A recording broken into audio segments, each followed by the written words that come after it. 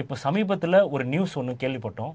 ஒரு 6ஆம் வகுப்பு படிக்கிற ஒரு மாணவன் வந்து சக மாணவனை இந்த கேம் விளையாண்டு திடீர்னு பார்த்தீங்கன்னா அந்த பையனை அவன் கொண்டுட்டான் பிரதர். ஒரு மனநல மருத்துவர் நீங்கள் எப்படி டாக்டர் பார்க்குறீங்க? ரொம்ப வருத்தப்படுறேன். இந்த மாதிரி ஒரு நிகழ்வு நடக்குதுனாக்க இது தனி மனிதனோட விஷயம் கிடையாது, சமூகமாக பிரச்சனையாக நான் பார்க்குறேன். கொரோனா காலத்தில் மொபைல் கொடுத்து குழந்தைகளை கெடுத்தமோ அப்போ பிடிச்சது இந்த சனியன். டீமில் விளையாடுறாங்க. இந்த ஃப்ரீ ஃபயர் கேமெல்லாம் டீம் கேம் 5 பேர் 6 பேர்லாம் பார்ட்டிசிபேட் பண்ணுறாங்க. இப்போ 4 வயசு குழந்தைக்கு எப்படி கேம் விளையாடணும்னு தெரியுது. 2 கை யூஸ் பண்ணி விளையாடுறாங்க. அதாவது அழுது அப்படின்னாக்க மொபைலை கொடுத்து மொபைல் யூடியூப் பாருங்கிறோம். இதனால் மனநல பாதிப்பு ஏற்பட தான் செய்யும்.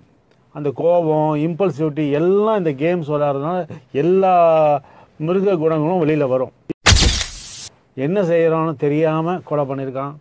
கடைசியில் விளைவுகள்னு வரும்போது சட்டம் எடுக்கணும் அப்படிங்கும்போது வேறு வழி இல்லாமல் அரெஸ்ட் பண்ணுற மாதிரி தான் இருக்குது. இது ஒரு மற்றவங்களுக்கு ஒரு பாடம். மொபைல் ஃபோனு இதெல்லாம் கொடுத்து கெடுக்காதீங்க. சண்டை போடுவாங்க, அழுவாங்க, எல்லாம் தான் பண்ணுவாங்க. நான் சாப்பிட மாட்டேன்னா விட்டுருங்க.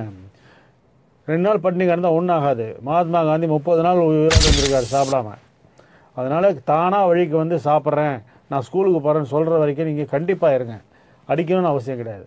கண்டிப்பு தான் அவசியம்.